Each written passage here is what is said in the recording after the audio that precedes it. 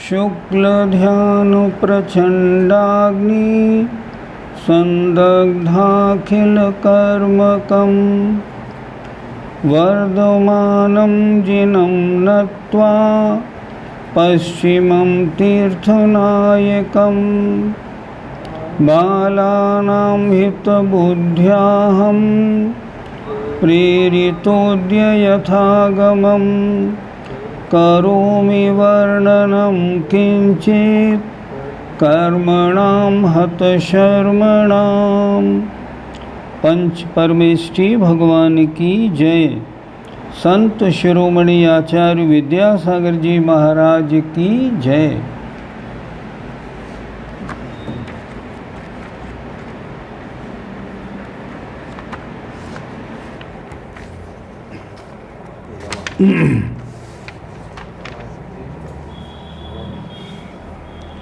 कल सभी कर्मों के जो बंध के प्रत्यय अर्थात कारण से उनकी चर्चा हुई थी।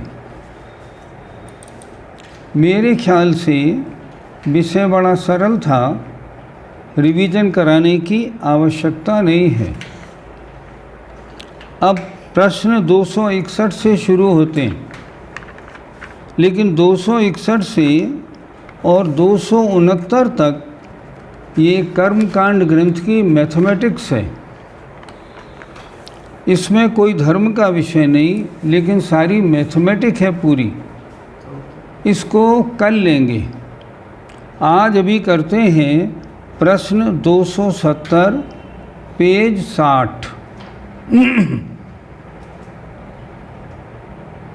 प्रश्न 270 पृष्ठ 60। निषेक किसे कहते हैं? कहते हैं ना कर्मों के निषेक। तो निषेक क्या होता है? देखें, एक समय में उदय में आने वाले कर्म परमाणुओं के समूह को निषेक कहते हैं। एक समय में जितने कर्म परमाणु एक जाति के उदय में आ रहे हैं, उनके समूह को हम कहेंगे निषेक। ये निषेक ज्ञानावरणी का, ये निषेक दर्शनावरणी का, ये मोहिनी का, ऐसे। फिर देखें, एक समय में उदय में आने वाले कर्म परमाणुओं के समूह को निषेक कहते हैं। और निषेक सब कर्मों के, सब प्रकृतियों के अलग अलग होते हैं, लेकिन एक से होते हैं बिल्कुल। आगे स्पर्धक किसे कहते हैं? पहले हम समझें प्रश्न 273 नीचे वाला। वर्ग किसे कहते हैं? समान अविभाग प्रतिच्छेदों वाले प्रत्येक कर्म परमाणु को वर्ग कहते हैं। वर्ग एक जाति हो गई। ऐसे परमाणु जिनमें अविभाग प्रतिच्छेद माने शक्ति के अंश समान हो, उन्हें कहते हैं वर्ग। समान अविभाग प्रतिच्छेदों वाली, समान शक्ति अंश वाली प्रत्येक कर्म परमाणु को वर्ग कहते हैं। एक परमाणु को हमने कहा वर्ग। अब ऊपर आइए 272। ऐसे वर्गों के समूह को वर्गणा कहते हैं। समान जाति के वर्गों का समूह बना, उसका नाम हुआ वर्गणा। अब और ऊपर आइए, स्पर्धक किसे कहते हैं? वर्गणाओं के समूह को स्पर्धक कहते हैं। इतने गांव की एक तहसील बनी, इतने तहसील का एक जिला बना, और इतने जिले से एक प्रदेश हुआ। इस तरह अर्थात फिर देखें, समान शक्ति अंश वाले कर्म परमाणु को वर्ग कहा जाएगा। और ऐसे वर्गों का, समान शक्ति अंश वाले वर्गों का, परमाणुओं का जो समूह है, उसे कहेंगे हम वर्गणा। और वर्गणाओं का जो समूह है, उसे कहेंगे स्पर्धक। और स्पर्धक का जो समूह है, उसे कहेंगे निषेक। ऐसे 4 चीज़ें हो गई। अब आगे आए, अविभाग प्रतिच्छेद किसे कहते हैं? शक्ति के अविभागी अंश को अविभाग प्रतिच्छेद कहते हैं। शक्ति का वो अंश जिसका और भाग ना हो सके उसे कहेंगे हम अविभाग, जिसका विभाग नहीं हो सके। प्रतिच्छेद माने शक्ति अंश। अविभाग प्रतिच्छेद माने शक्ति के अविभागी अंश को अविभाग प्रतिच्छेद कहते हैं। हर गुण के अविभागी प्रतिच्छेद होते हैं क्योंकि हर गुण के शक्ति अंश होते हैं। इस कारण इस प्रकरण में शक्ति से क्या विवक्षित है? आप शक्ति से क्या कहना चाह रहे हैं? उत्तर, फल देने की अनुभाग रूप शक्ति विवक्षित है। अर्थात अविभाग प्रतिच्छेद, इसमें फल देने की कितनी शक्ति है, उस शक्ति के अंश को अविभाग प्रतिच्छेद कहते हैं। जैसे इसमें कितनी मिठास है, कम है, इसमें मिठास ज़्यादा है, उसके अविभागी प्रतिच्छेद ज़्यादा हैं, इसके अविभागी प्रतिच्छेद कम है। ऐसे मुहूर्त किसे कहते हैं? 2 घड़ी अथवा 48 मिनट को एक मुहूर्त कहते हैं। ये जो मिनट, सेकंड और आवर आया, घंटा, ये तो सब बाद में आया, अभी यहीं की देन है। लेकिन पूरे विश्व में, विश्व का मतलब संपूर्ण 2.5 द्वीप में क्या चलता है? घड़ी, मुहूर्त ये चलते हैं। प्रहर 3 घंटे, वहाँ घंटे, मिनट, सेकंड नहीं चलते। मुहूर्त किसे कहते हैं? 2 घड़ी अथवा 48 मिनट को एक मुहूर्त कहते हैं। अर्थात एक दिन में 30 मुहूर्त होते हैं। एक दिन में 30 मुहूर्त होते हैं। अब आइए, अंतर मुहूर्त किसे कहते हैं? आवली से ऊपर और मुहूर्त से भीतर के काल को अंतर मुहूर्त कहते हैं। इसके असंख्यात भेद होते हैं। अगर हम चलें, सबसे छोटा बना समय, असंख्यात समय की हुई एक आवली। अब आवली तक तो हुआ आवली, अब आवली में हमने एक समय जोड़ दिया तो ये हो गया जघन्य अंतर मुहूर्त। और ऊपर में कहाँ तक आ जाए? 48 मिनट का एक मुहूर्त, 48 मिनट से कम अंदर तक अंतर मुहूर्त। मतलब एक आवली से लेके 48 मिनट से एक समय कम तक का जो हिस्सा है उसे अंतर मुहूर्त कहते हैं। कितने प्रकार का हुआ? बहुत प्रकार का हो गया अंतर मुहूर्त। इसलिए इन्होंने लिखा आवली से ऊपर और मुहूर्त के भीतर के काल को अंतर मुहूर्त कहते हैं। इसके असंख्यात भेद होते हैं। किन्हीं किन्हीं आचार्यों ने एक समय, 2 समय से ऊपर के समय को भी अंतर मुहूर्त कहा है। लेकिन जनरली जितना आप पढ़ेंगे करणान योग, उसमें एक आवली प्लस एक समय अंतर मुहूर्त प्रारंभ। अगर कहीं लिखा हो ना इस काल में अंतर मुहूर्त लगता है, तो ये नहीं समझना 48 मिनट से कुछ कम, ये समझना एक आवली से एक समय ज़्यादा से लेके 48 मिनट से एक समय कम तक, पूरा इतने में कोई समय लग सकता है। ऐसे आवली किसे कहते हैं? एक श्वास के संख्यात्मक भाग को आवली कहते हैं। अर्थात एक श्वास में संख्यात आवलियाँ होती हैं। ये श्वास क्या मतलब, श्वास क्या है? नीचे देखें, एक श्वास किसे कहते हैं? स्वस्थ मनुष्य की नाड़ी के एक बार चलने को श्वास कहते हैं। श्वास का मतलब श्वास लेना और निकालना नहीं। हमारी जो नाड़ी है, ये नाड़ी एक धड़कन एक श्वास, श्वास कम होती है, नाड़ी की धड़कन ज़्यादा होती है। तो यहाँ जैन शास्त्रों में जहाँ श्वास का उल्लेख हो कहते हैं ना एक श्वास में 8-10 बार। तो यहाँ श्वास से क्या लेना, मैं तो सांस लूँगा धीरे धीरे, अब मैंने सांस रोक ली तो मेरी एक सांस में कितना काम हो गया, नहीं ऐसे नहीं। धड़कन आप थोड़ी रोकेंगे अपनी, जितनी देर में आपकी नाड़ी एक बार फड़कती है उसे कहते हैं एक श्वास। देखिए एक श्वास किसे कहते हैं, स्वस्थ मनुष्य की नाड़ी के एक बार चलने को श्वास कहते हैं। और आवली किसे कहते हैं, इससे ऊपर वाला, एक श्वास के संख्यात्मक भाग को आवली कहते हैं।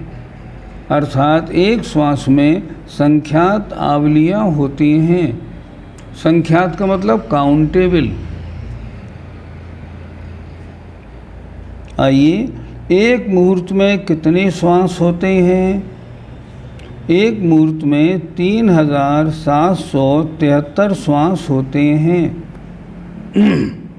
अर्थात 48 मिनट में एक स्वस्थ मनुष्य की हाथ की नाड़ी कितनी बार धड़कती है, 3773 बार धड़कती है।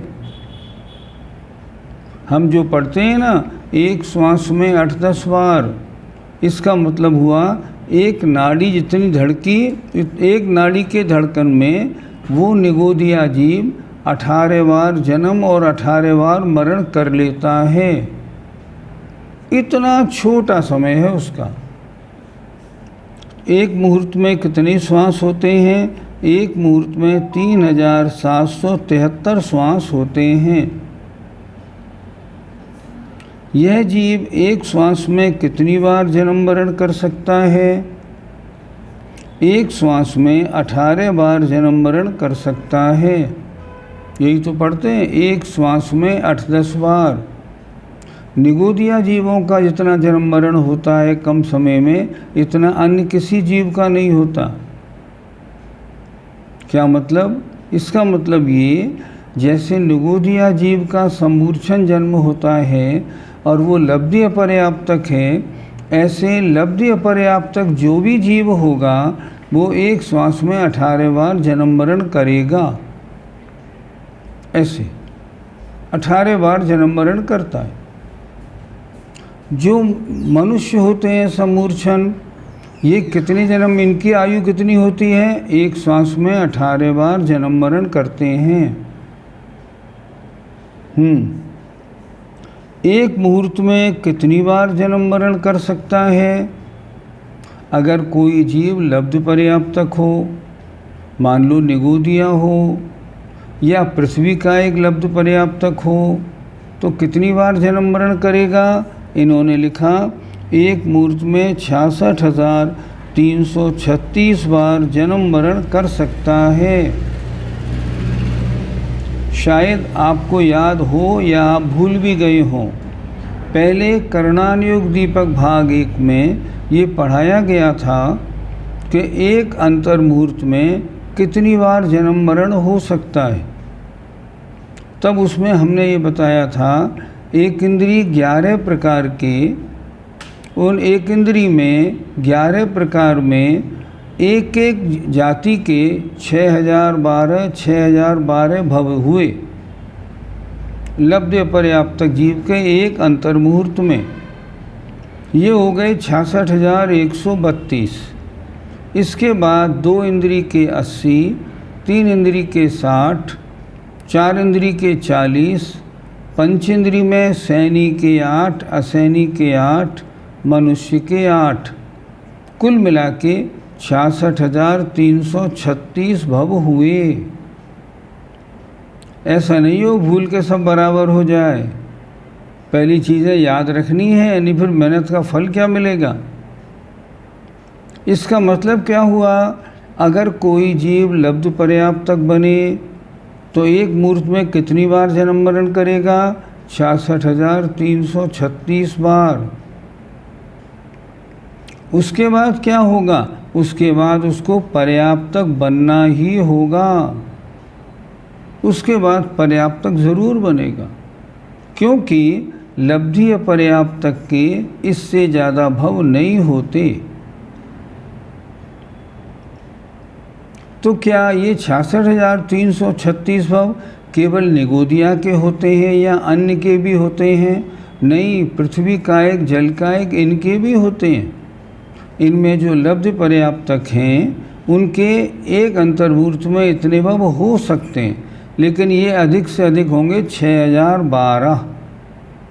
इससे ज़्यादा बार ये एक एक में जन्म नहीं लेंगे। जो 11 भेद अपन ने देखे थे उसमें। आइए, एक मुहूर्त में कितनी बार जन्म मरण कर सकता है? एक मुहूर्त में 66,336 बार जन्म मरण कर सकता है। इसके बाद नहीं। इससे कम की बात तो हो सकती है कि बीच में ही उसकी आयु समाप्त हो जाए और वो छोड़ दे। इससे ज़्यादा नहीं होंगे। लब्ध पर्याप्तक का काल इससे बड़ा नहीं। ये काल भी 47 मिनट से कम है, पर ये इससे ज़्यादा नहीं हो सकते। इसके बाद उनको पर्याप्तक बनना ही होता है। संसारी जीव की जघन्य आयु कितनी है? संसारी जीव की जघन्य आयु श्वास के 18वें भाग है। लब्ध पर्याप्तक जीवों की होती है एक श्वास में 8-10 बार। ये सबसे कम आयु है। इससे कम आयु किसी की नहीं होती। प्रश्न, क्या इससे कम आयु किसी जीव की नहीं हो सकती? ध्यान से देखिए, आयु तो इससे कम नहीं मिलेगी, लेकिन अगर कोई जीव अपनी इस आयु में भी अकाल मरण कर जाए तो उसकी आयु कम हो जाती है। इतनी छोटी आयु में भी अकाल मरण हो जाता है? हाँ, हो जाता है, आचार्यों ने लिखा। अब यहाँ तो एक श्वास में 18 बार जन्म मरण है। कितने टाइम कैलकुलेट करें तो कितना बना? ये बना 1/24 सेकंड। एक सांस में 18 बार जन्म मरण का मतलब हुआ 1/24 सेकंड में एक बार जन्म मरण दोनों काम। 1/24 सेकंड क्या मतलब? एक सेकंड में 24 बार जन्म, 24 बार मरण। ये तो बहुत छोटा समय हो गया। हाँ, इस इतने छोटे समय में भी आयु के 8 अपकर्ष काल पड़ते हैं। जैन धर्म के शास्त्रों में बहुत महीन वर्णन है। क्यों? क्योंकि केवली ने लिखा, उन्होंने बताया है। आगे देखिए, संसारी जीव की जघन्य आयु कितनी है? संसारी जीव की जघन्य आयु श्वास के 18वें भाग है। संसारी जीव की उत्कृष्ट आयु कितनी है? संसारी जीव की उत्कृष्ट आयु 33 सागर है। 33 सागर किसकी उत्कृष्ट आयु है? या तो नारकी की या ऊपर देवों की, जो अनुत्तर विमान के हैं। अच्छा, मनुष्यों में और तिरंचों में उत्कृष्ट आयु किसकी मानी जाए? नोट कर लीजिए। मनुष्यों में उत्कृष्ट आयु मानी जाएगी जो उत्तम भोग भूमि का मनुष्य होगा। उसकी आयु कितनी? 3 पल्य। और तिरंच में जो तिरंच उत्तम भोग भूमि का होगा उसकी आयु 3 पल्य। इससे ज़्यादा आयु किसी तिरंच या मनुष्य की नहीं हो सकती। और 33 सागर की आयु नारकी और देवों की होती है, उत्कृष्ट आयु। आगे, सागर किसे कहते हैं? आपने बोला ना 33 सागर। सागर माने समुद्र। समुद्र का मतलब ऐसा टाइम का आंकड़ा जिसका एंड ही नहीं हो। जैसे समुद्र का आर पार नहीं होता। देखें, 10 कोड़ा कोड़ी अद्धा पल्लियों का एक सागर होता है। 10 कोड़ा कोड़ी। कोड़ा कोड़ी माने करोड़ इंटू करोड़। नीचे इन्होंने लिख दिया, कोड़ा कोड़ी किसे कहते हैं? 1 करोड़ में 1 करोड़ का गुणा करने पर जो गुणनफल प्राप्त हो उसे कहते हैं कोड़ा कोड़ी। करोड़ इंटू करोड़। तो ऊपर क्या कहा, सागर किसे कहते हैं, 10 कोड़ा कोड़ी अद्धा पल्लियों का एक सागर होता है। 10 करोड़ इंटू करोड़ इतने अध्यापल्यों का एक सागर होता है। एक अध्यापल्य भी असंख्यात वर्षों का होता है। तो सागर कितना बड़ा हुआ, बहुत बड़ा, पूछिए नहीं। कोड़ा कोड़ी किसे कहते हैं, 1 करोड़ में 1 करोड़ का गुणा करने पर जो गुणनफल प्राप्त हो उसे कोड़ा कोड़ी कहते हैं। तो ये अद्धापल्य किसे कहते हैं, ध्यान से पढ़िएगा। 2000 कोस चौड़े और 2000 कोस गहरे गोल गड्ढे में एक गड्ढा बनाओ, इतना बड़ा जो 2000 कोस चौड़ा हो और 2000 कोस गहरा हो, ऐसा गोल गड्ढा बनाया। उस गड्ढे में मेड़ा जो होता है ना, जिसका सींग गोल घुमावदार होता है, मेड़े के ऐसे बाल को जिनका कैंची से दूसरा भाग ना हो सके, अर्थात मेड़े के बाल लो और उनके टुकड़े करें। कितने टुकड़े, छोटे से छोटा, अब किसी टुकड़े के 2 हिस्से नहीं हो पाए, और उनको उस गड्ढे में धांस माने ठूस ठूस के भरा जाए, खूब अच्छी तरह से प्रेशर देके। और फिर 100 वर्ष के बाद एक एक बाल निकालें। ये पल्ली को कैसे समझा जाता है उसका कैलकुलेशन बता रहे हैं। फिर एक बार देखें, एक गोल गड्ढा बनाया, 2000 कोस गहरा, 2000 कोस ऊपर का व्यास, गोल गड्ढा। उस गड्ढे में क्या किया, उसमें मेड़े का जो बाल होता है बड़ा महीन, उसको हमने अच्छी तरह से बिल्कुल काट काट के इतना छोटा बनाया जो उनका दूसरा न बन सके, वो उसमें भर दिया। कैसे भरा, ठूस ठूस के अच्छी तरह धांस कर भरे, और फिर 100 वर्ष बाद एक एक बाल निकाले। समझिए, इतने बड़े गड्ढे में इतने छोटे छोटे बाल के कितने टुकड़े आएंगे, और फिर उनको एक बाल का टुकड़ा निकाल लिया, अब दूसरे बाल का टुकड़ा 100 वर्ष बाद। ऐसा करने पर जितने वर्षों में सब बाल निकल जाएं, उतने वर्षों के जितने समय हों, उतने समयों को व्यवहार पल्य कहते हैं। समझिए कितना बड़ा हो गया। एक एक बाल का टुकड़ा 100 वर्ष बाद निकाल रहे हैं, तो जितने समय में वो आपका 2000 कोस लंबा चौड़ा ऊंचा गड्ढा खाली हो जाए, उतने समय को कहेंगे हम व्यवहार पल्य। अब व्यवहार पल्य से असंख्यात गुणा उद्धार पल्य होता है, इससे बहुत ज़्यादा असंख्यात गुणा, और उद्धार पल्य से असंख्यात गुणा अद्धा पल्य होता है। 10 कोड़ा कोड़ी सागर का, ये तो बात पल्य की हो गई। अब आते हैं उत्सर्पणी अवसर्पणी काल। 10 कोड़ा कोड़ी सागर का उत्सर्पणी और इतने ही वर्षों का एक अवसर्पणी काल होता है। दोनों ही मिलकर 20 कोड़ा कोड़ी सागर का एक कल्पकाल होता है। अवसर्पणी के 6 काल, पहला, दूसरा, तीसरा, चौथा, पांचवा, छठा, कितना लगा, 10 कोड़ा कोड़ी।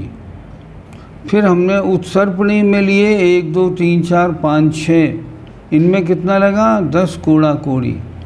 दोनों को मिला लिया तो क्या हो गया, 10 कोड़ा कोड़ी का उत्सर्पणी और 10 कोड़ा कोड़ी का अवसर्पणी, और दोनों को मिलाया तो 20 कोड़ा कोड़ी सागर का एक कल्पकाल कहलाता है। 10 कोड़ा कोड़ी सागर अपसर्पणी का, 10 कोड़ा कोड़ी उत्सर्पणी का, कुल मिला के 20 कोड़ा कोड़ी सागर का एक कल्पकाल हुआ। अब इसमें उत्सर्पणी काल किसे कहते हैं?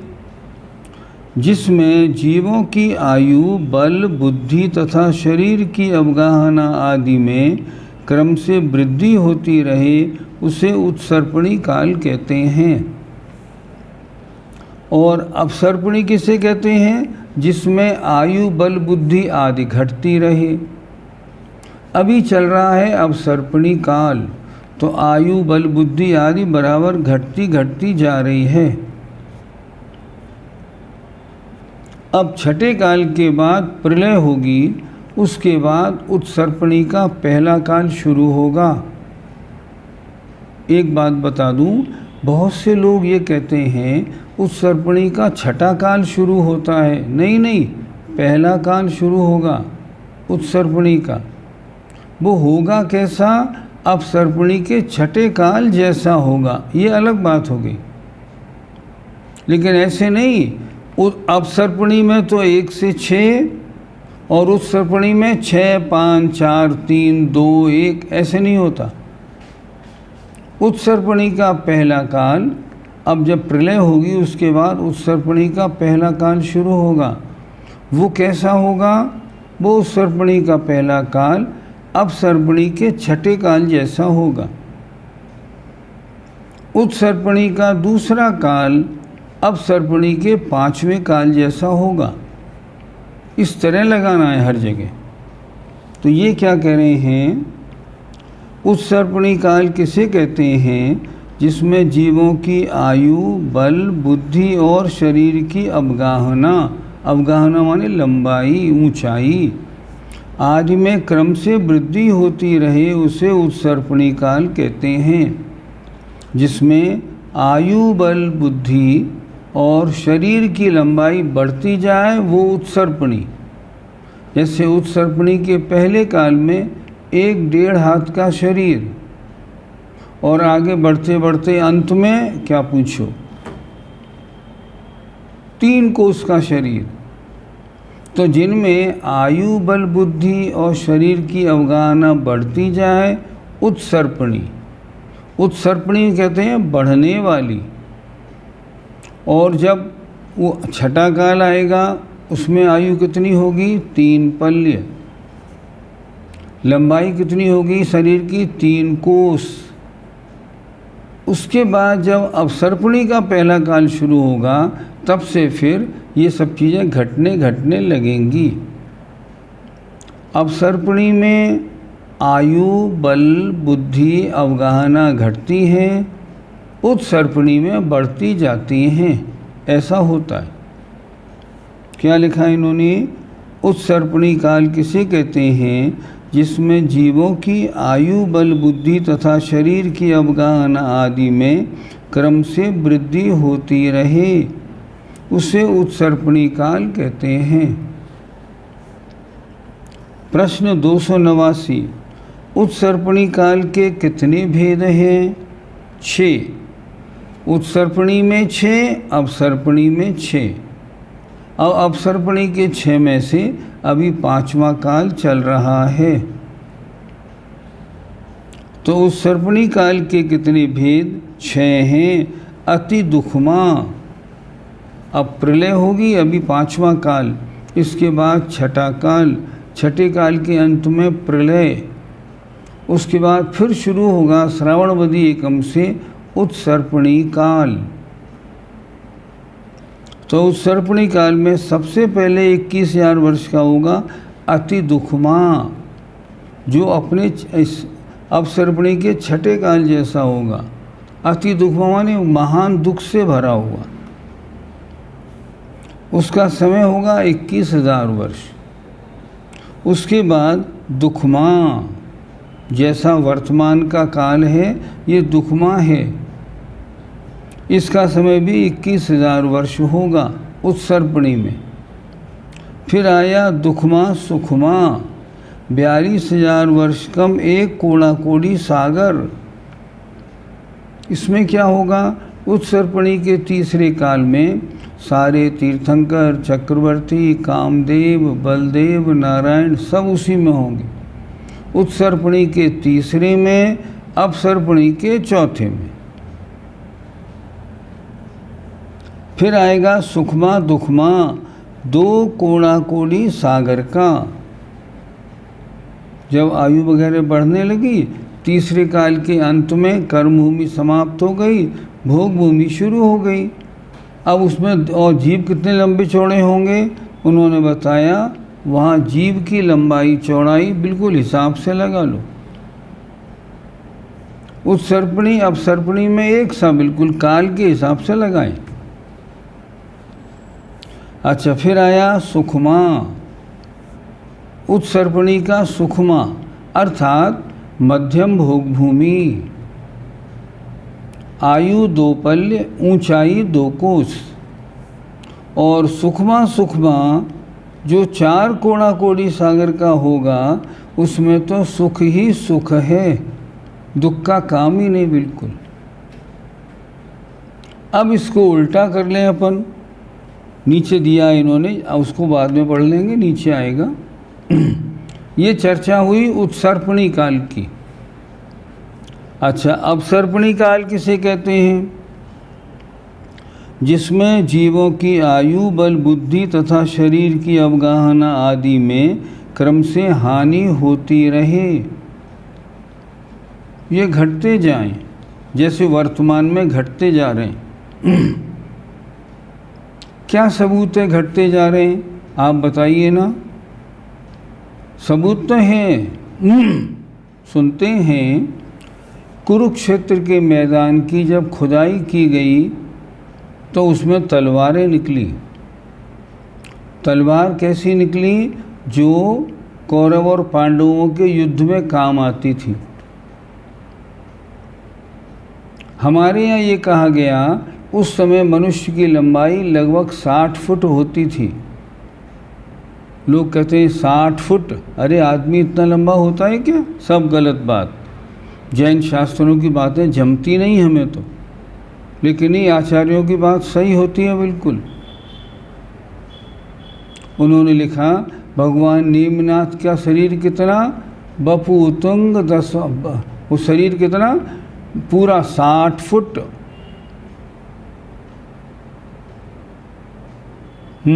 तो यहाँ मैं कह रहा था आपसे कि वहाँ पे जो तलवारें निकली, वो तलवारें 20-20 फुट लंबी हैं।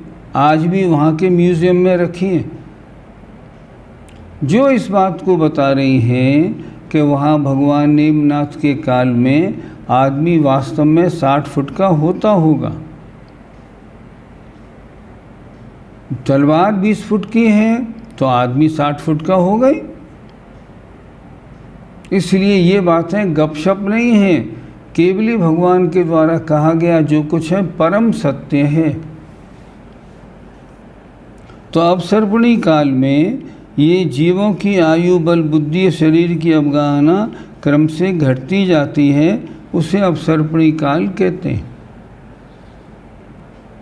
अब तो साइंस भी मानने लगा, विज्ञान भी मानने लगे, पहले जीव बहुत बड़े बड़े होते थे। फिल्मों में भी अब बड़े बड़े जीव दिखाने लगे।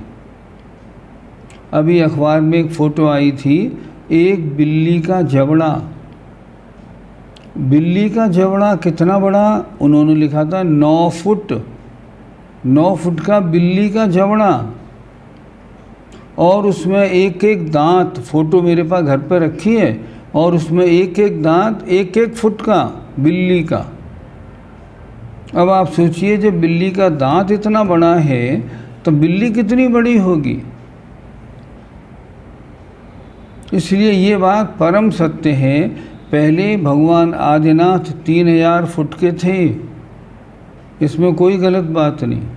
जितना पीछे जाएंगे उतनी शरीर की अवगाहना आपको बढ़ती हुई मिलेगी। अपसर्पणी काल में घटता हुआ, उत्सर्पणी में बढ़ता हुआ। अपसर्पणी काल के कितने भेद हैं?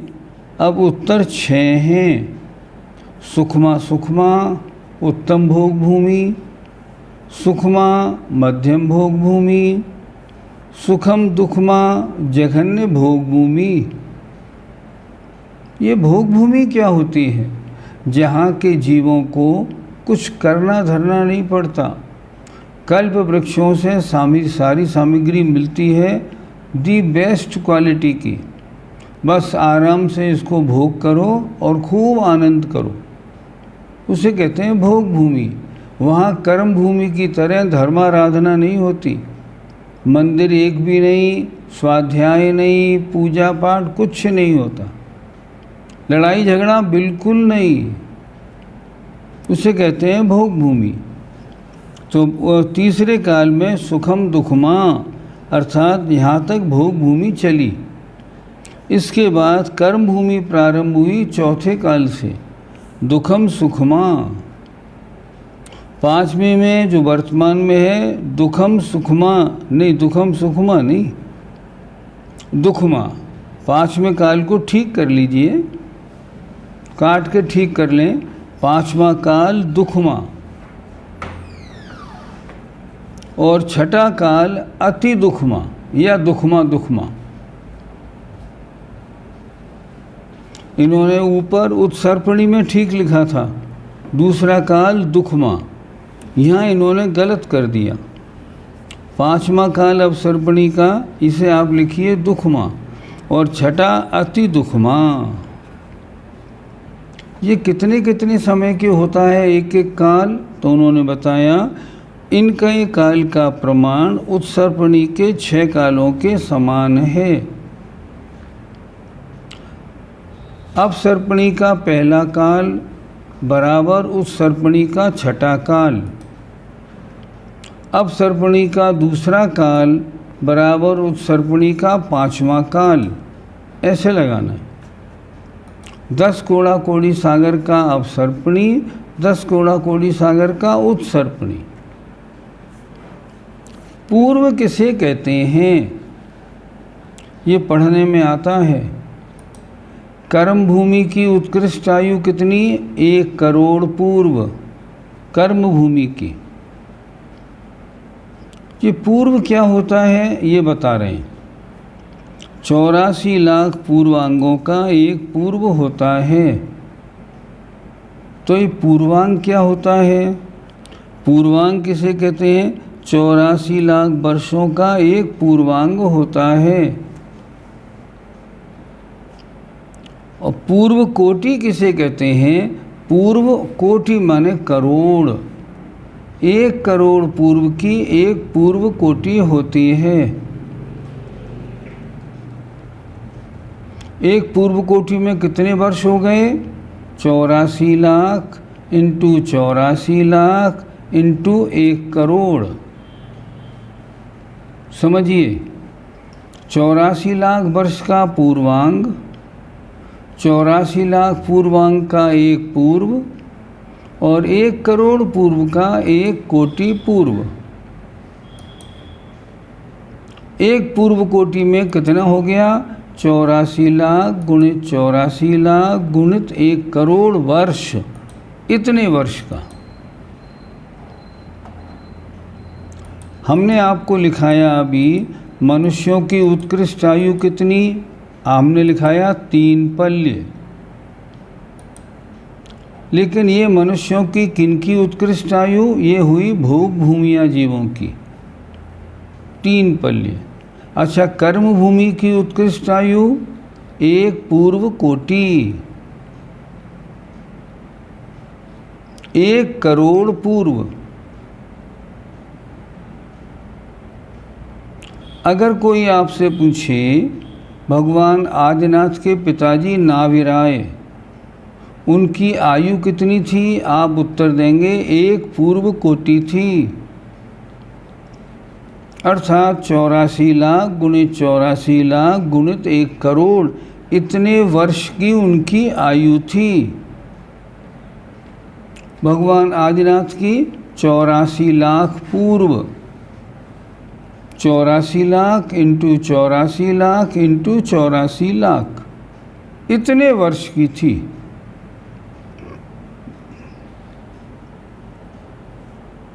पूर्व कोटि किसे कहते हैं? एक पूर्व में 1 करोड़ का गुणा करने से जो लब्ध आए उसे कहते हैं एक पूर्व कोटि।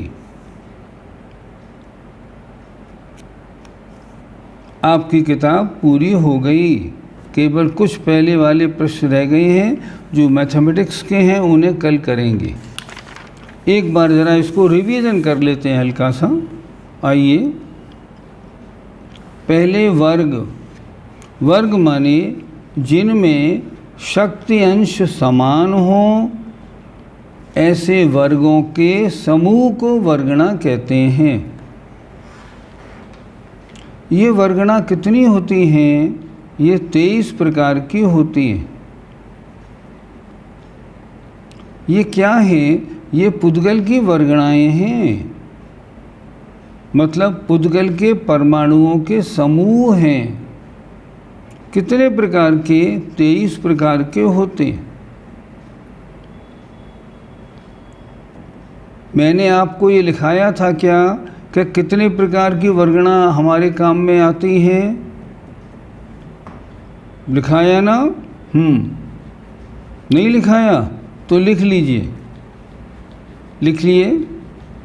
पे नंबर 1 आहार वर्गणा या नोकर्म वर्गणा।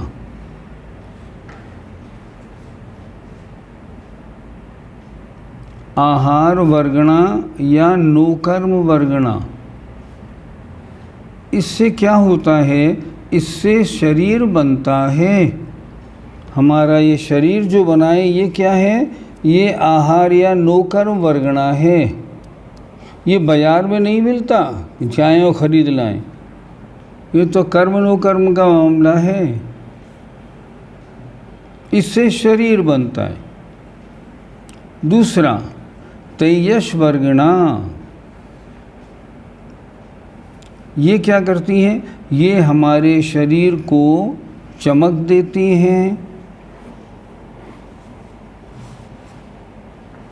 दूसरा खाए हुए भोजन को पकाती हैं। ये तेयस शरीर का काम है।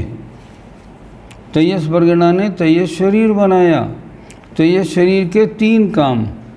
पहली बात, हमारे शरीर को चमक देना। दूसरा, खाए हुए भोजन को पकाना। और तीसरा, इसका टेम्परेचर मेंटेन रखना।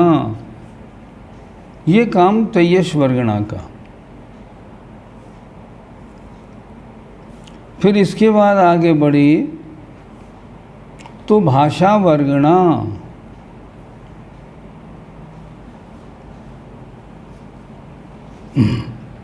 परिभाषा लिखिए, जो शब्द रूप परिणमन करती हों।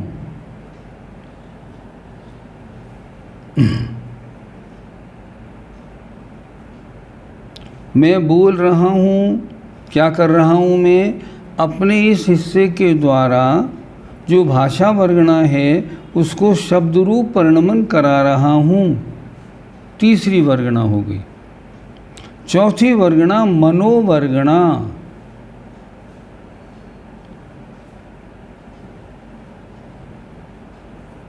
इससे क्या हुआ?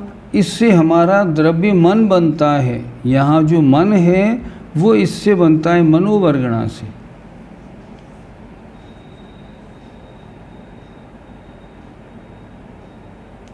और नंबर 5 कार्मण वर्गणा।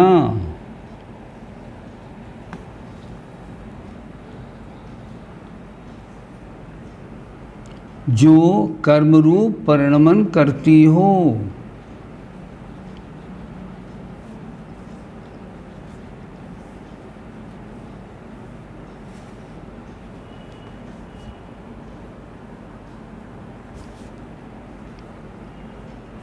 वर्गणा के भेद तो 23 हैं, लेकिन हमारे काम में 5 वर्गणाएं आती हैं।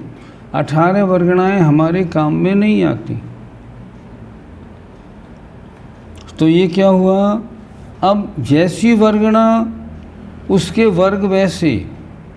कार्मण वर्गणा के वर्ग कर्मरूप परिणमन करने की योग्यता वाले। मनोवर्गणा की जो वर्ग हैं वे मन, जो द्रव्य मन बनता है उसको बनाने वाले।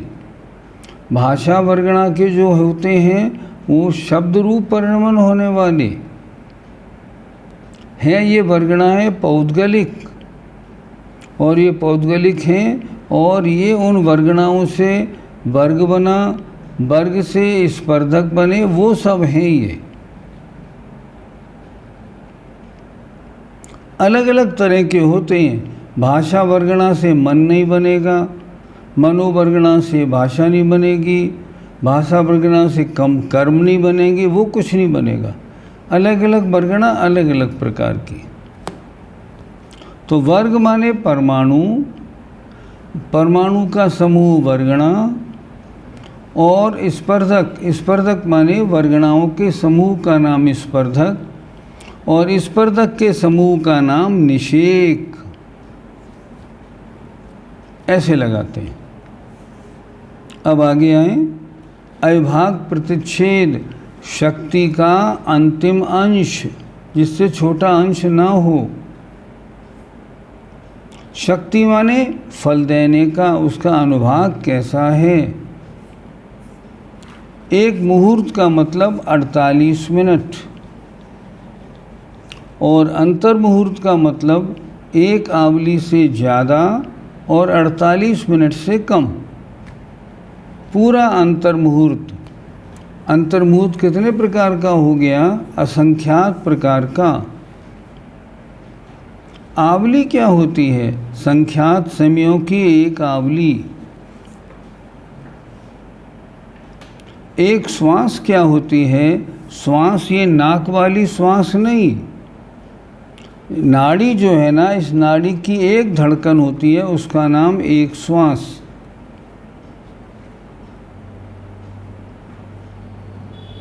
एक सांस में 18 बार जन्म मरण करता है कोई, तो एक जन्म मरण में कितना समय लगा? 1/24 सेकंड।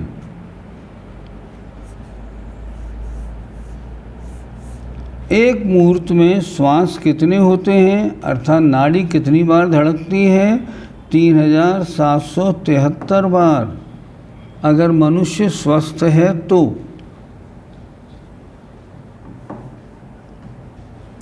एक सांस में कोई जीव कितनी बार जन्म मरण कर सकता है? 18 बार। तो उसके एक जन्म मरण में कितना समय लगा? 1/24 सेकंड। अर्थात एक सेकंड में 24 बार जन्म मरण कर सकता है। करता है, सकता क्या, करता ही है। एक मुहूर्त में कितनी बार जन्म मरण कर सकता है? 66,336 बार। संसारी जीव की जघन्य आयु सांस के 18वें भाग, अर्थात यही एक सांस में 18 बार जन्म मरण करना। इससे कम आयु किसी जीव को मिलती नहीं, लेकिन अगर उसका अकाल मरण हो जाए तो हो सकती है।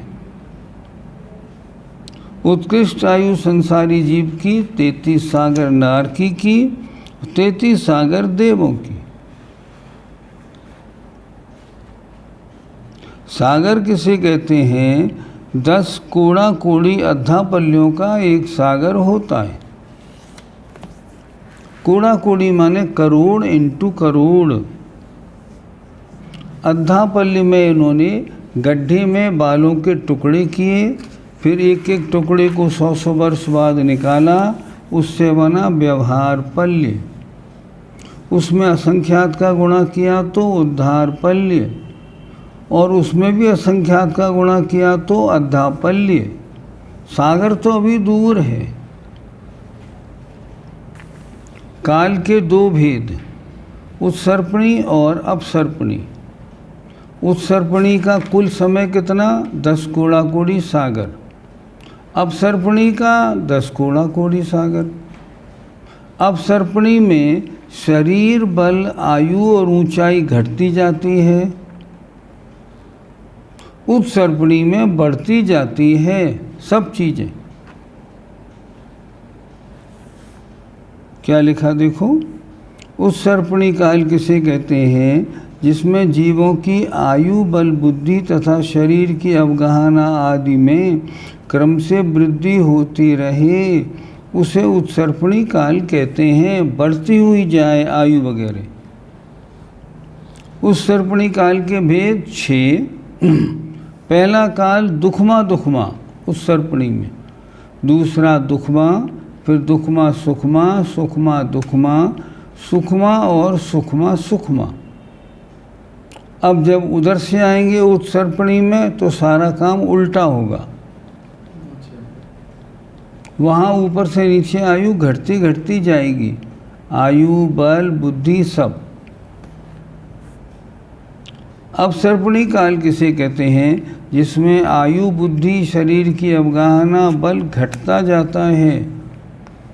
वर्तमान में हम लोगों का भी घटता हुआ जा रहा है। अब आया पूर्व किसे कहते हैं? 84 लाख पूर्वांगों का एक पूर्व और 84 लाख वर्षों का एक पूर्वांग। एक पूर्वांग 84 लाख वर्षों का, एक पूर्व 84 लाख पूर्वांगों का और एक कोटि पूर्व, ऐसे 1 करोड़ पूर्वों का। इतना पूर्व कोटि किसे कहते हैं? 1 करोड़ पूर्व बराबर 1 पूर्व कोटि। जैसे भगवान आदिनाथ के पिताजी थे नाविराय, उनकी आयु कितनी थी? 1 पूर्व कोटि।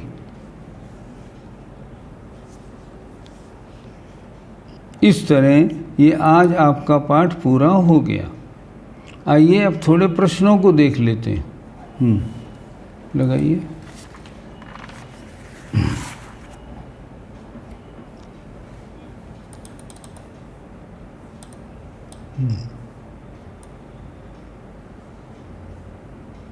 कहाँ से करें शुरू करें? चलिए। एक दिन सारे प्रमाण समझा दीजिएगा। जैसे 4 हाथ का एक धनुष, तो एक धनुष में किंटर फिट होंगे क्या? कितने फिट होंगे एक धनुष में? अच्छा, कितने फिट होंगे? और योजन और महायोजन में क्या अंतर है? प्रमाण समझा तो रहे हैं। आज ये आप आज समझ लीजिए। 4 हाथ का एक धनुष, एक हाथ 1.5 फुट, एक धनुष बराबर 6 फुट और 2000 धनुष का एक योजन, और महायोजन उससे 500 गुना, महायोजन उससे भी 500 गुना। छोटा योजन 4 कोस का, बड़ा योजन 2000 कोस का होता है। इनसे क्या चीज़ें नापी जाती हैं? छोटा योजन जो होता है उससे तो कृत्रिम वस्तुएं नपती हैं, नगरी आदि और सब। बड़े योजन से जो अकृत्रिम वस्तुएं हैं, द्वीप समुद्रों के नाप, पर्वतों का नाप, वो बड़े योजन से नपता है।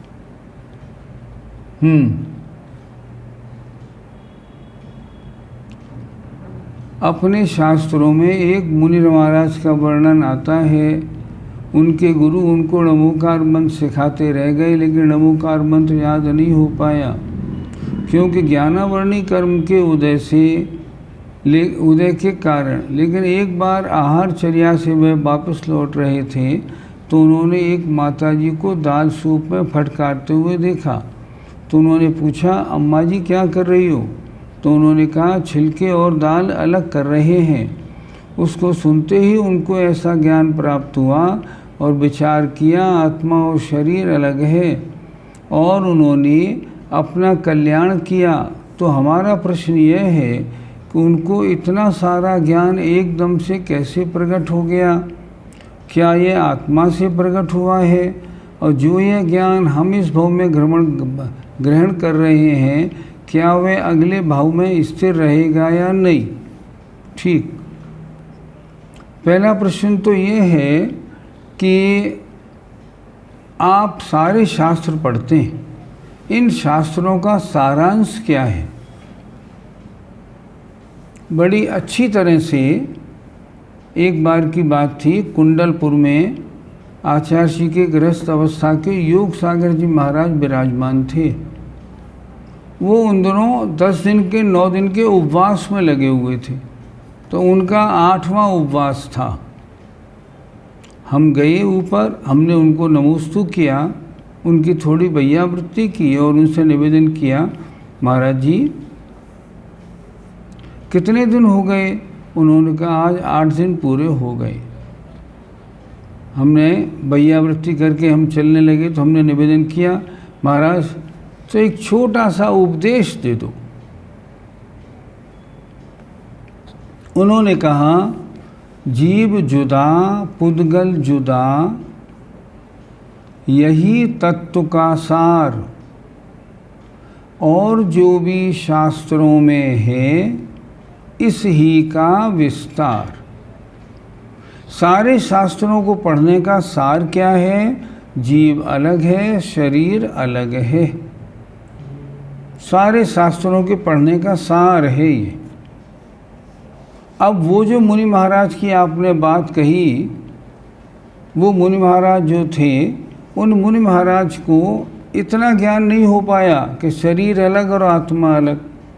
लेकिन जब उन्होंने ये देखा कि दाल में छिलका अलग और दाल अलग, उन्होंने कहा ओहो हो, ऐसे ही मेरी शरीर अलग और आत्मा अलग, भेद विज्ञान हो गया। ये सारे शास्त्रों का सार ही ये है।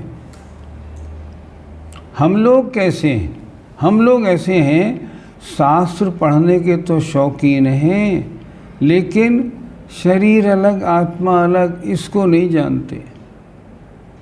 जानते हैं तो मानते नहीं। जरा सी शरीर में पीड़ा होती है तो तिल मिला जाते हैं।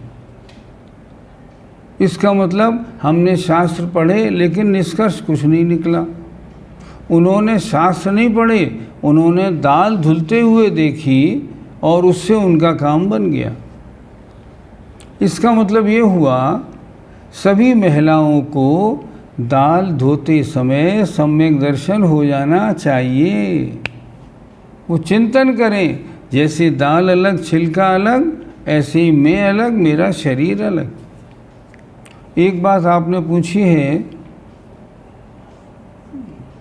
इतना सारा ज्ञान एकदम कैसे प्रकट हो गया। सारा नहीं, बस थोड़ा सा ज्ञान। मैं अलग हूँ, और सब दुनिया अलग है। ये सारे ज्ञान का सार है बिल्कुल। दूसरा, यह ज्ञान क्या अगले भाव में स्थिर रहेगा। आचार्यों ने एक बात कही, अगर ज्ञानी जीव जो किसी भी कार्य में एक्सपर्ट हो और उसका अचानक मरण हो जाए, 1 मिनट में मरण हो जाए, तो उसके साथ पहले भव का ज्ञान जा सकता है।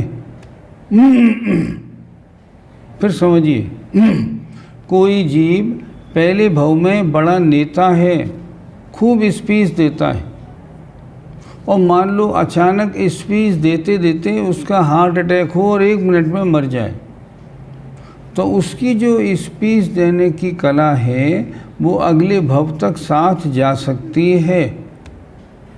आचार्यों ने ऐसा लिखा। ये कैसे? ये ऐसे, हमने अखबारों में पहले पढ़ा था। पहली बार जब दिल्ली में चुनाव हुए थे तो एक 8 वर्ष का 9 वर्ष का लड़का वो भाषण देता था चुनाव में, बड़ा ज़ोरदार। तो उसमें इतनी कला कहाँ से आई? पूर्व जन्म के संस्कार से आई। हमने अखबार में ये भी देखा कि 8 वर्ष का एक बच्चा ट्रक चला रहा है बराबर, बिल्कुल सही ट्रक चलाता है। ये आई विद्या कहाँ से? पहले जन्म में ट्रक ड्राइवर होगा, अचानक मरण हुआ होगा, तो वो जो विद्या थी वो इस भाव में साथ आ गई। इसलिए अगर अचानक मरण हो तो ये भाव ज्ञान के परिणाम अगले भाव में स्थिर रह सकते हैं, अन्यथा नहीं। दुर्भग और अनादेय को समझा दीजिए। दुर्भग और अनादेय।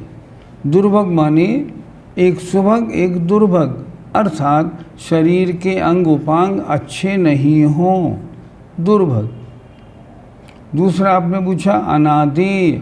अनादेय माने शरीर में चमक नहीं हो, प्रकाश नहीं हो।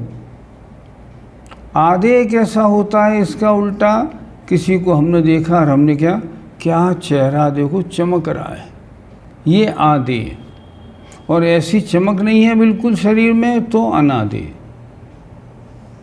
और नरक गत्यानुपूर्वी, मनुष्य गत्यानुपूर्वी, त्रिंच गत्यानुपूर्वी को सरल भाषा में समझा दीजिए। ठीक, कोई जीव मर के और जिस गति में जाए उसके वो गत्यानुपूर्वी होती है। पहली बात, आनपूर्वी किसे कहते हैं? आनपूर्वी, एक आत्मा एक शरीर से निकली, तो उस जो निकली आत्मा है, उस निकली आत्मा के शरीर को जो शरीर छोड़ा है उस शक्ल में बनाए रखने का काम आनपूर्वी का है। जैसे कोई हाथी मान लो मरा, उसकी आत्मा निकली, तो वो जब विग्रह गति में जाएगी तो उसका आकार हाथी जैसा होगा। और चींटी अगर मरेगी, उसकी आत्मा का आकार चींटी के बराबर होगा। ऐसे होता है। तो अगर एक शरीर छोड़ के नरक में जा रहा है तो नरक गत्यानुपूर्वी, अब नरक से मनुष्य में मर के आ रहा है तो मनुष्य गत्यानुपूर्वी, मनुष्य त्रिंच में मर के जा रहा है तो त्रिंच गत्यानुपूर्वी। ऐसे लगाते हैं। आगे बढ़ो।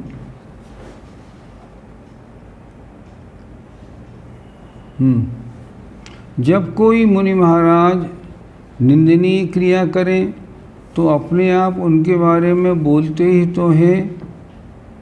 तो कर्ता दर्शन मोहनी, तो क्या लिखा, मैं बोलते ही हैं, तो कर्ता, तो दर्शन मोहिनी का बंद होगा। अच्छा, मतलब दर्शन मोहनी का कर्म बंद होगा। नहीं, ये विषय ठीक नहीं किया आपने, क्योंकि इस विषय से तो ये मिथ्यात्व की बात या कषाय की बात करें, दर्शन मोहनी से क्या लेना, वो तो बहुत दूर की बात है।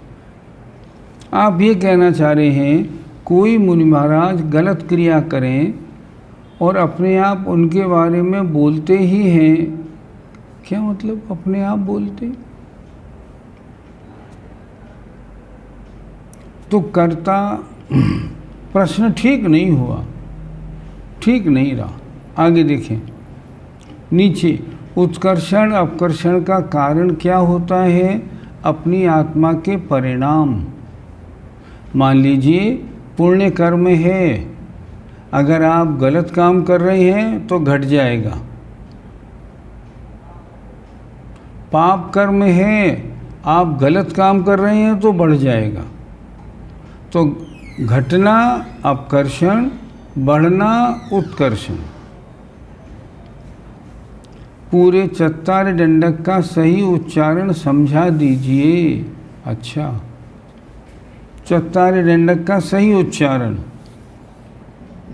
चत्तारि मंगलम, अरिहंता मंगलम, सिद्धा मंगलम, साहू मंगलम, केवल पर्णत्तो धम्मो मंगलम।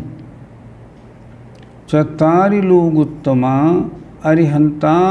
अरिहंता लोग उत्तमा, सिद्धा लोग उत्तमा, साहू लोग उत्तमा, केवली पर्णत्तो धम्मो लोगुत्तमो।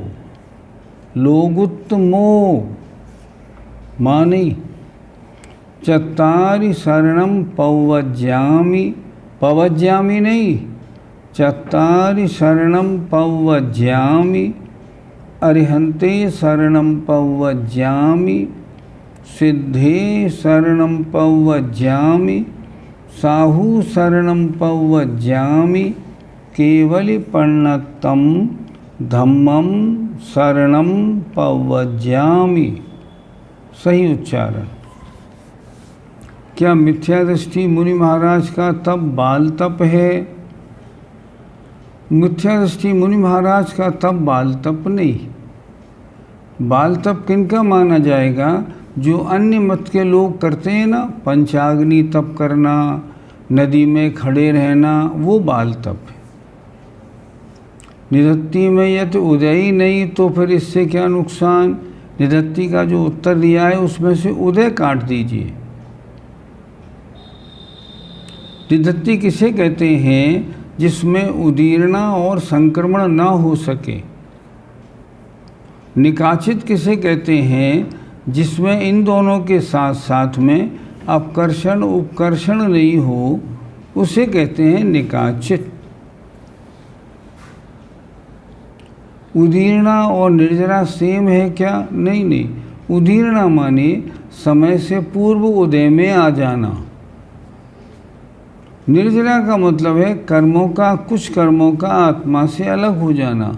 दोनों अलग हैं, ये एक से नहीं। आगे देखें, एक बार ही छपक श्रेणी चढ़ने के बाद जीव नियम से मोक्ष जाता होगा? हाँ बिल्कुल। जिन कर्मों का क्षय हो गया वो कर्म दोबारा अब सत्ता में नहीं आते। कृतकृत्य वेदक का अर्थ बता दीजिएगा। कल भी बताया था, पहले भी एक बार। जो आदमी, जो जीव मान लो मिथ्या दर्शन मोहिनी की क्षपणा नाश करना चाहता है तो वो क्या करेंगे? पहले 3 करण करेंगे, अनंतान बंदी की विसंयोजना करके अनंतान बंदी को ख़त्म करेंगे। फिर दोबारा 3 करण करेंगे और दीनकरण करके मिथ्यात्व के सारे द्रव्य को सम्यक मिथ्यात्व रूप कर लेंगे अपने परिणामों की विशुद्धि से, और सम्यक मिथ्यात्व के द्रव्य को सम्यक प्रकृति करेंगे, और सम्यक प्रकृति के द्रव्य को बिल्कुल एक भाग छोड़ के अनंत बहुभाग नष्ट कर देंगे। निर्जरा। अब क्या बची? अब बची केवल सम्यक प्रकृति का अनंतमा भाग। अब ये जो मुनि महाराज या ये जो जीव है, वो जीव बस अब 1 सेकंड में ही इनका सम्यक तो क्षयिक होने जा रहा है। तो इनको क्या कहा जाए? प्रश्न ये है। आचार्यों ने कहा ये कृतकृत्य वेदक हैं, अर्थात वेदक माने छायोपशमिक सम्यक दृष्टि तो हैं, लेकिन सारा काम निपटा चुके। अब तो केवल 1 सेकंड मात्र शेष रह गई है, उसके कारण ये नहीं निपटा पा रहे हैं, बाकी इनका काम तो पूरा हो चुका।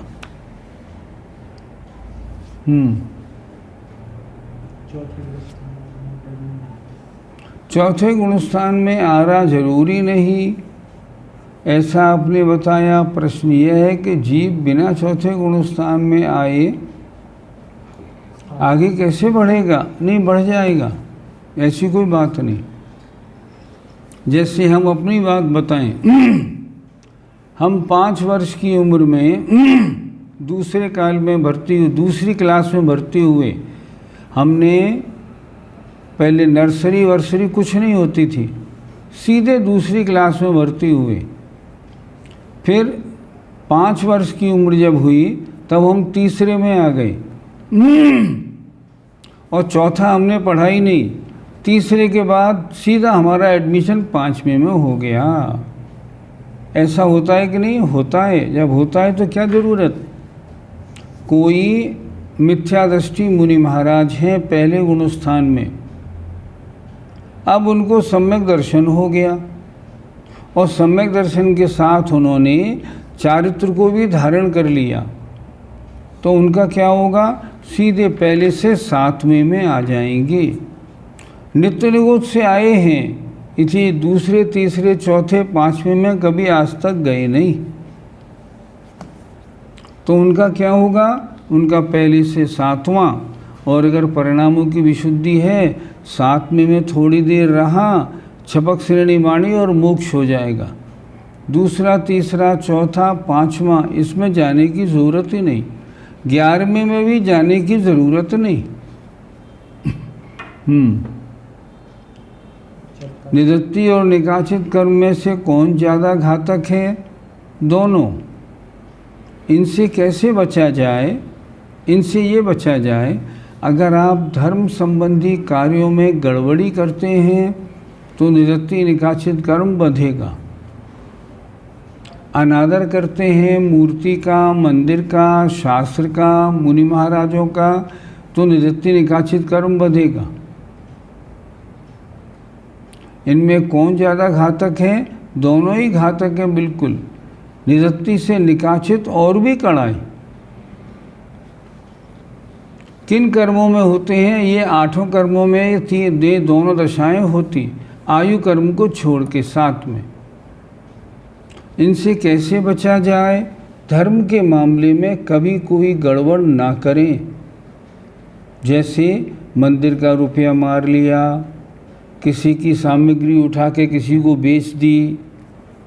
अगर ऐसा कोई काम करेंगे गलत, मुनि तो बन गए, लेकिन मुनि बनने के बाद भी चर्या गृहस्थों जैसी बना ली, निदत्ति निकाचित कर्म बंधेगा। और दोनों ये बहुत नुकसानदायक हैं।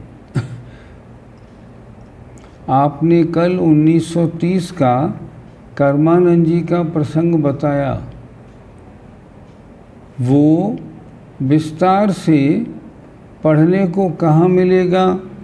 हाँ, नोट कर लीजिए। आप अगर कभी मथुरा 84 जाएं, जम्बू स्वामी निर्वाण क्षेत्र, तो क्षेत्र के बाहर ही भारतवर्षीय दिगंबर जैन संघ का ऑफिस है।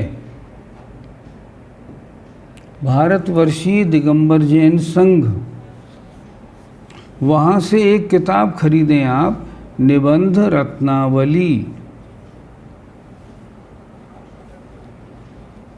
उसके लेखक हैं मिलाप चंद कटारिया।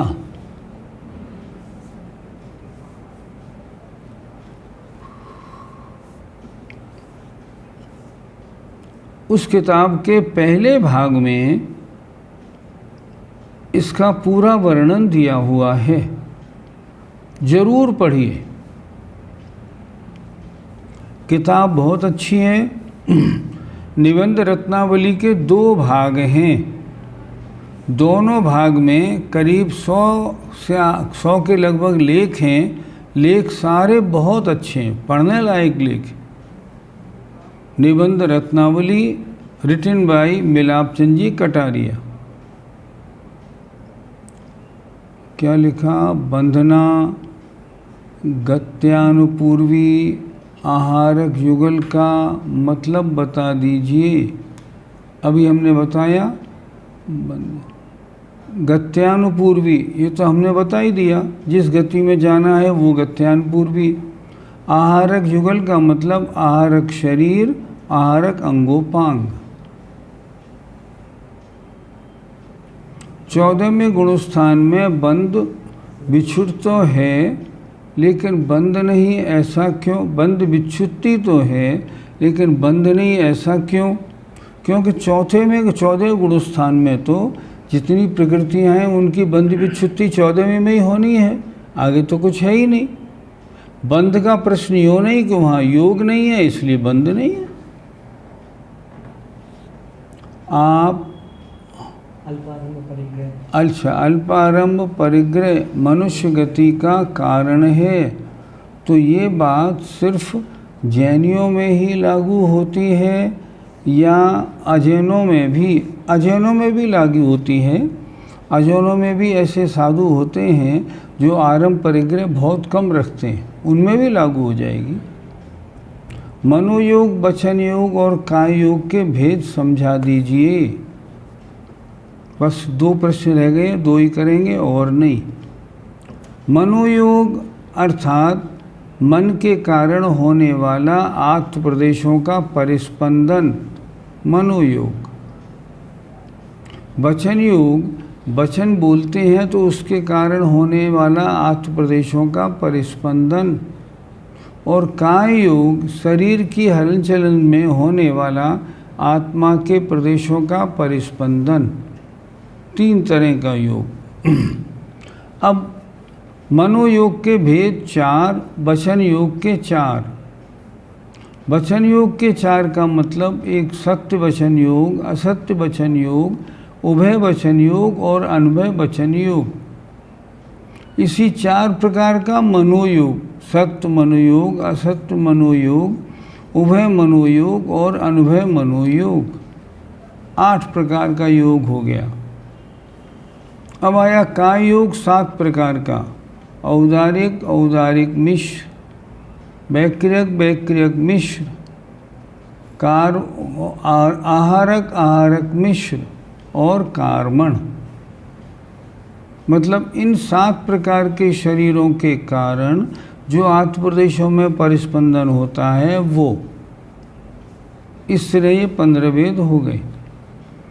नित्य निगोज से जीव निकलकर मनुष्य किस कंडीशन में बनता है? बहुत अच्छी बात। एक बार की बात, हमने एक शास्त्र में ये प्रसंग पढ़ा, तो नित्य निगोज से निकल के एक जीव मनुष्य बन गया।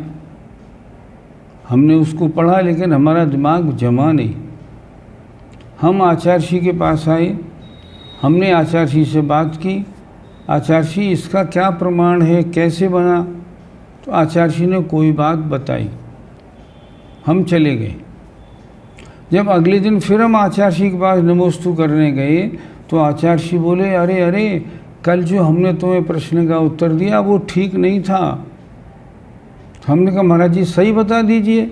उन्होंने बताया, भगवान विराजमान हो समवशरण में, मान लो, और उनके शरीर से कोई निगोदिया जीव जिसका आयुबंध होना है वो स्पर्श कर जाए, तो स्पर्श करते ही इतनी विशुद्धि बढ़ेगी कि अगर उसका आयुबंध का काल है तो मरने के बाद सीधा मनुष्य बन जाएगा,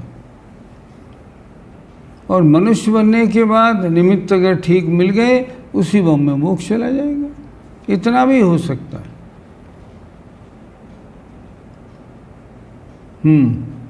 नित्य निगोद से जीव निकलकर मनुष्य किस कंडीशन में बनता है आपको बता दिया। एक बात और नीचे लिखा है, अपूर्वा, हमें भाग 3 भी सीखना है, कृपा करके भाग 3 भी सिखाएं। अब सुनिए भाग 3 की बात सुनिए। अभी तीसरे भाग में है क्या? पहले भाग में आपने पढ़ा जीव कांड का सार, गुणस्थान और मार्गणाएं।